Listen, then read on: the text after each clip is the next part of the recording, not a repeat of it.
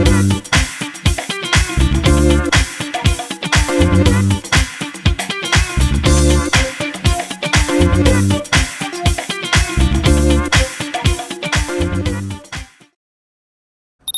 いどうもこんにちは、古庄則孝です。今日はですね、スタンプピックステップ、タイムステップなどのピック、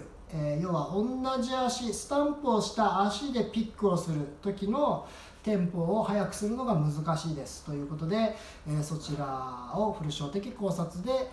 ヒントになるようなことを解説していければなと思います。では行ってみましょう。はい、軸足じゃないか、振り足ですね。踏み込み足が同じ時のピックのテンポを上げるにはどうしたらいいですかということですね。これを解説していきましょう。例えば、スタンピックステップね、先日、前の動画でスタンピックステップの動画やりましたけれども、ちょっとこの質問が来る前にね、その動画撮っちゃったので、その辺あんまり詳しく触れてなかったので、今回ね、説明していきたいと思います。スタンピックステップとか、タイムステップの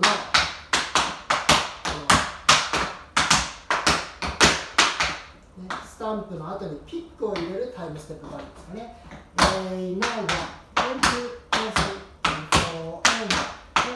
three, four, and ということですね。この時のピックがうまく入れられないと。これについて古常的考察ね、やっていきましょう。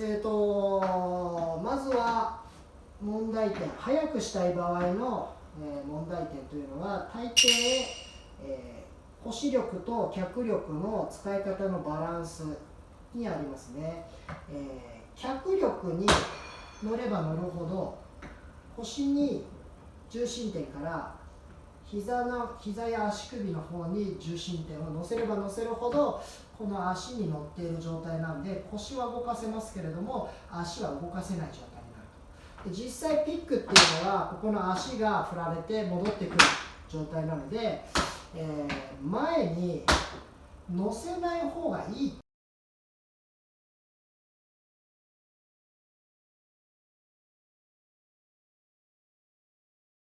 ていうことになります。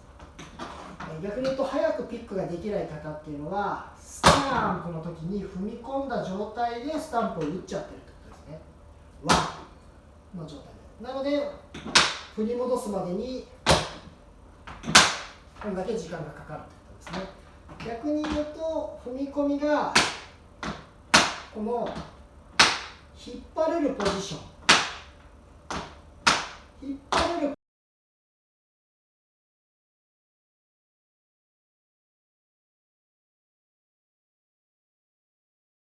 このポジションに踏み込みをスタンプを入れればもうすぐ引っ張れるってことなんですね。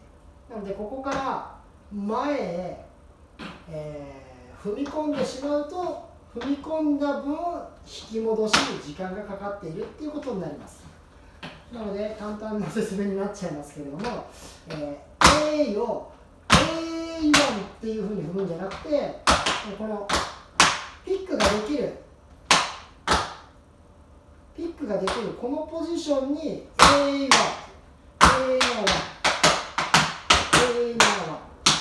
で降りるんですね。おそらくこれがこのくるぶしよりも下にギュッと重心点を乗せちゃっているせいでピックが引っ張れないっていうことになります。ここの腰が翻っちゃってる状態ですね。こっち側に開いちゃってるとこれを戻してからじゃないと足が引っ張れないので、それだけ時間がかかっていると。なので足を下ろすのを、どうしてもここを通ってから降りるんですけれども、この状態で下ろすんじゃなくて空中で吸い上げてから下ろしてます。こうですね。戻ってきてる状態。おそらくみんなはこの振って前にまだ前でこう降りていくターンですね。こういう運動で体を巻き返しているんだとすれば、このまだ降りていって上がっていくターンのこの降りるターンで踏み込んじゃってるということですね。テンポが速い人たちっていうのはこのターンで降りるんじゃなくて、巻き上がっているターンでも踏んですぐに引き上げれるような状態になっているんですね。この流れで踏み込まない、これを気をつけてもらうとおそらく、スタンプがすぐに引っ張れるようになります。で実際スタンプって踏み込むんじゃないんですかっていう話になると思うんですけども、アクセントで大きい音を出したくてそれだけ時間があるんであれば踏み込んでいいわけですよ。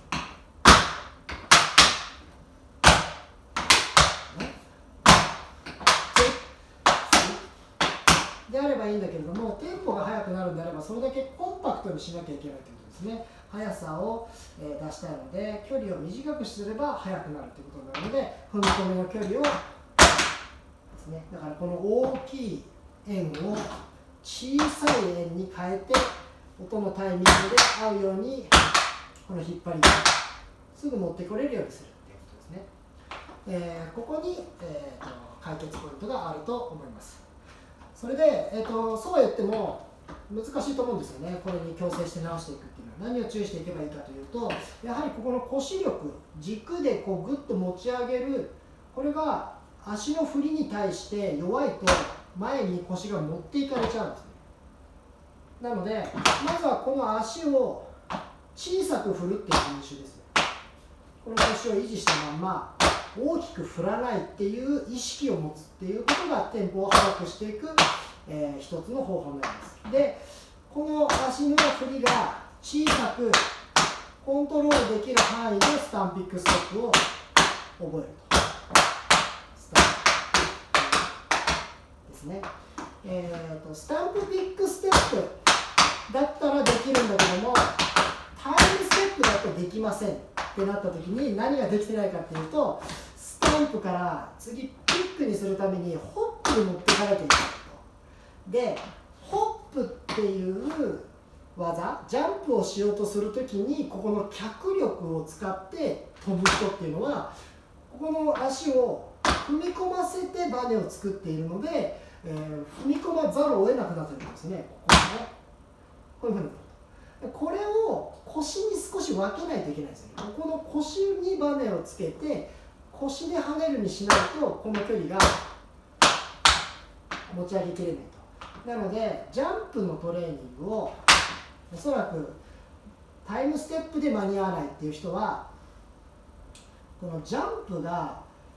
ここで飛んでると思うんですね。これをここで飛ぶ腰力を少しつけないといけないですね。ここの筋力がおそらく弱いのか、運動をするのにここまで粘れてないかですね。こうやって急いで飛んじゃう、伸びてから、もしくはこのまんまつま先だけで飛ぶようなつもりですね。膝の屈伸によるジャンプではなくて、ここのスイングによるジャンプ、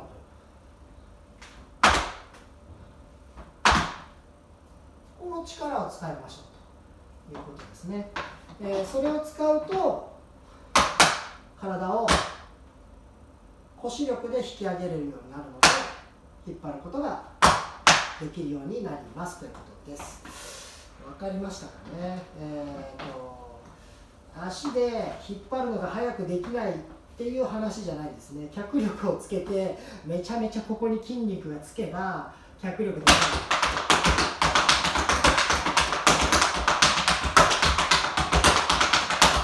ね、あとはその使い方の力の入れ抜きとかっていうのをトレーニングすればもちろん速くはできるんですが、腰にバランスを移して腰力を使いながらバランスを作っている人よりは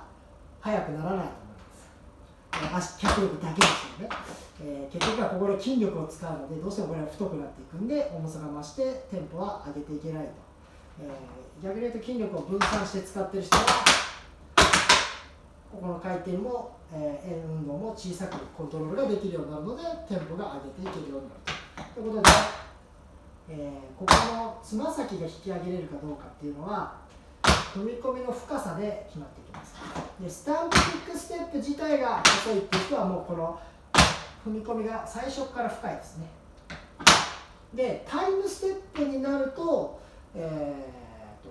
できなくなるっていう方は、スタンプピックステップの深さが深いんじゃなくて、ホップするためのジャンプをしようとする動作の時に深く入らないと飛べないという筋力の使い方になっているっていうことですね。なので腰力に分散して、これくらいのケンケンを覚える。で、バーンっていうタイムステップじゃなくて、軽いケンケンのタイムステップを覚えていくんですね。なのでケンケンが問題なのか、スタンプの踏み込みが深くしようとして問題なのかという、そのどっちにパワーポイントを置いてるかということで解決ができるんじゃないかなと思います。伝わりましたかね。こんな感じでスタンプピックステップ、タイムステップ、軸足、振り足が同じピックの場合に速く引っ張れない問題というのはそういうふうに解決ができると思いますので、どうぞ練習に役立ててみてください。ということで頑張って練習してみてください。はい、ありがとうございました。